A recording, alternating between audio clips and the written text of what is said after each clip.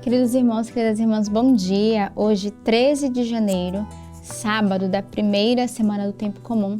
Sábado é um dia dedicado à Virgem Maria, então somos convidados nesse dia também a pedirmos a presença dela no meio de nós, para desde cedo já nos ensinar e a nos conduzir nessa Lex Divina, nessa leitura orante da Palavra de Deus, que é estarmos em comunhão com a nossa igreja. É uma grande graça esse método de oração em que a igreja nos oferece. A cada dia tem uma palavra que vai inflamar o nosso coração, que devemos ruminar através da liturgia da nossa igreja.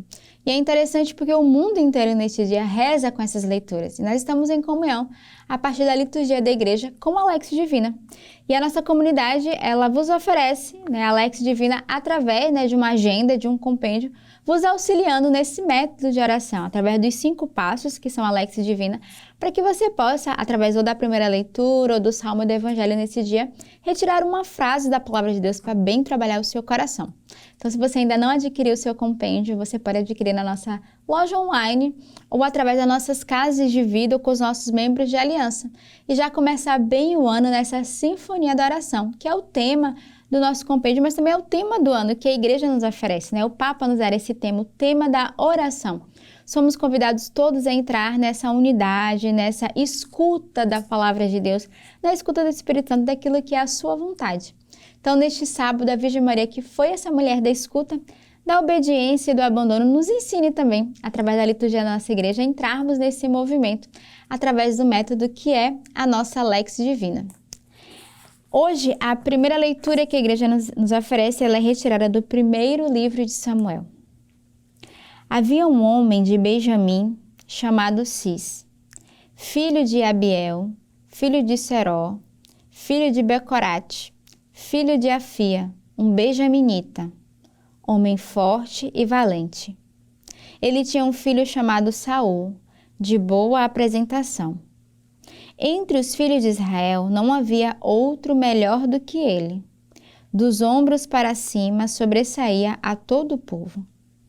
Ora, aconteceu que se perderam umas jumentas de Cis, pai de Saul. E Cis disse ao seu filho Saul: toma contigo um dos criados, põe-te a caminho e vai procurar as jumentas. Eles atravessaram a montanha de Efraim e a região de Sales, mas não as encontraram. Passaram também pela região de Salim, sem encontrar nada, e ainda pela terra de Benjamim, sem resultado algum. Quando Samuel avistou Saul, o Senhor lhe disse: este é o homem de quem te falei. Ele reinará sobre o meu povo. Saul aproximou-se de Samuel, na soleira da porta, e disse-lhe: peço-te que me informes onde é a casa do vidente. Samuel respondeu a Saul: sou eu mesmo o vidente. Sobe na minha frente ao santuário da colina. Hoje comereis comigo, e amanhã de manhã te deixarei partir, depois de te ter revelado tudo o que tens no coração. Na manhã seguinte, Samuel tomou um pequeno frasco de azeite, derramou-o sobre a cabeça de Saul e o beijou, dizendo: com isto, o Senhor te ungiu como chefe do seu povo Israel. Tu governarás o povo do Senhor e o livrarás das mãos dos seus inimigos que estão ao seu redor.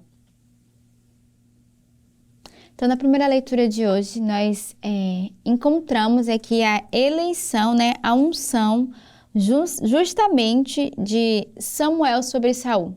Saul que vai se tornar esse rei do povo, que vai governar o povo. E aqui a leitura de hoje vai mostrar exatamente que Benjamim, que tinha vários filhos, dentre eles Saul, no qual a própria palavra vai dizer que não havia outro, de boa apresentação melhor do que ele.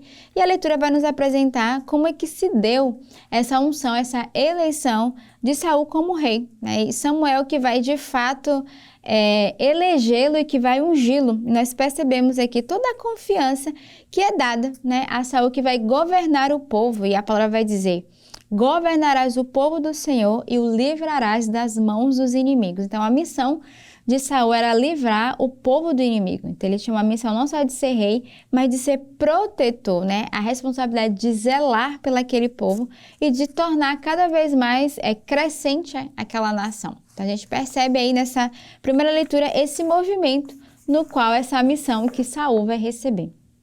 O salmo de hoje é o Salmo 20. Ó Senhor, em vossa força o rei se alegra. Ó Senhor, em vossa força o rei se alegra. Quando exulto de alegria em vosso auxílio. O que sonhou seu coração lhe concedestes.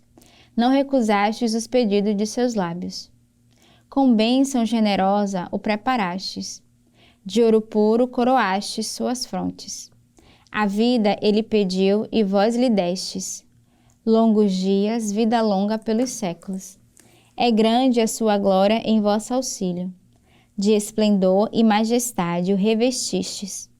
Transformastes o seu nome numa bênção e os cobristes de alegria em vossa face. Então, ó Senhor, em vossa face o rei se alegra. Então, o salmo de hoje vai confirmar essa primeira leitura, que vai mostrar esse reinado, né, e de perceber que o Senhor é aquele que dá força ao rei e que todos nós, juntamente com o rei, somos convidados a nos alegrarmos e a exultarmos e reconhecer que o Senhor, Ele é o nosso auxílio. O salmista vai dizer, o Senhor, ó Senhor, em vossa força o rei se alegra, quando exulto de alegria em vosso auxílio. Então, não só o rei é convidado a se alegrar, mas cada um de nós a nos alegrarmos no Senhor, sobretudo pela a sua realeza no meio de nós. E o Senhor é esse Deus bondoso que cuida e que vai à nossa frente. O evangelho de hoje é retirado do evangelista São Marcos. Naquele tempo, Jesus saiu de novo para a beira do mar. Toda a multidão ia ao seu encontro, e Jesus os ensinava. Enquanto passava, Jesus viu Levi, o filho de Alfeu, sentado na coleteria de imposto, e disse-lhe, segue-me. Levi se levantou e o seguiu. E aconteceu que, estando à mesa, na casa de Levi, muitos cobradores de impostos e pecadores também estavam à mesa com Jesus e seus discípulos. Com efeito, eram muitos os que o seguiam. Alguns doutores da lei, que eram fariseus, viram que Jesus estava comendo com pecadores e cobradores de impostos. Então, eles perguntaram aos discípulos, por que ele come com os cobradores de impostos e pecadores? Tendo ouvido Jesus, respondeu-lhe, não são as pessoas sadias que precisam de médico, mas as doentes. Eu não vim para chamar os justos, mas sim os pecadores. Então, o evangelho de hoje mostra, né, Jesus que se encontra com a multidão e vai mostrar primeiro o chamado de Levi, né, que estava ali na coleteria de imposto, e nós costumamos dizer que é Mateus, né, esse homem que cuidava, né, ali da bolsa, dos valores, vai mostrar de fato esse chamado, o Senhor que vai dizer, segue-me, né, ele simplesmente se levanta e segue o Senhor. Então a gente vê o poder que o Senhor tinha através do testemunho de atrair, de chamá-los para serem os seus seguidores, de apontar a vocação de cada um. Então a gente percebe que quando o Senhor nos chama, de fato somos convidados a deixarmos tudo e a seguirmos o Senhor, porque é uma certeza no nosso coração da sua vontade. Então, de fato, a gente percebeu nessa leitura essa radicalidade de Levi, que deixou tudo, que seguiu o Senhor. Mas também a gente percebe nessa leitura esse olhar do Senhor de misericórdia, que não vem para julgar. O Senhor que se senta à mesa, né, com os pecadores, com os pobres, com os publicanos. E ele vai deixar uma exortação, né? Eu não vim para os que estão sãos, mas para os doentes. O Senhor é aquele que olha a nossa fraqueza, a nossa pobreza e que se abaixa a cada um de nós e que veio justamente para aqueles que estão fracos, frágeis, para aqueles que são pecadores. E nós fazemos parte desse povo eleito, dos fracos, dos frágeis, dos pecadores, que o Senhor de fato escolhe estar conosco. E é uma lição também para cada um de nós, de percebermos que devemos estar atentos àqueles que estão mais frágeis no nosso meio, ao nosso lado, daqueles que precisam da nossa presença, da nossa oração, da nossa intercessão. E Jesus vai, de fato, fazer esse gesto, né? Ele vai comer com os colaboradores de impostos, com os pecadores, e não só come com eles, mas que também o chama a seguir, né? O Senhor encontrou uma vocação no meio daqueles pecadores. O Senhor encontrou alguém com uma alma radical, com o desejo de deixar tudo e o seguir. E nós devemos ter esse olhar também de águia, que fita os olhos e que tira da lama as pérolas, que são aqueles escolhidos pelo Senhor para seguir e servi-lo. De fato, o Senhor não chama os certinhos e os santos, o Senhor chama aqueles que precisam de um processo de amor, de purificação, de misericórdia, de conversão. Então, que nesse dia tenhamos essa graça de não discriminar, mas ao contrário, de ter um olhar de misericórdia que vai além, que vê o outro a partir da sua essência, da sua alma, que não julga por aquilo que ele faz, mas que olha aquilo que ele é, né? O nosso ser por inteiro, a nossa pertença, a nossa filiação a Deus. Então, que neste sábado, no dia dedicado à Virgem Maria, juntamente com ela, tenhamos esse olhar acolhedor de mãe e esse olhar de misericórdia de Deus Pai. Então, tenhamos um belo sábado neste dia, cheio da graça de Deus, da escuta do Espírito Santo e no abandono da Virgem Maria, e que Deus os abençoe.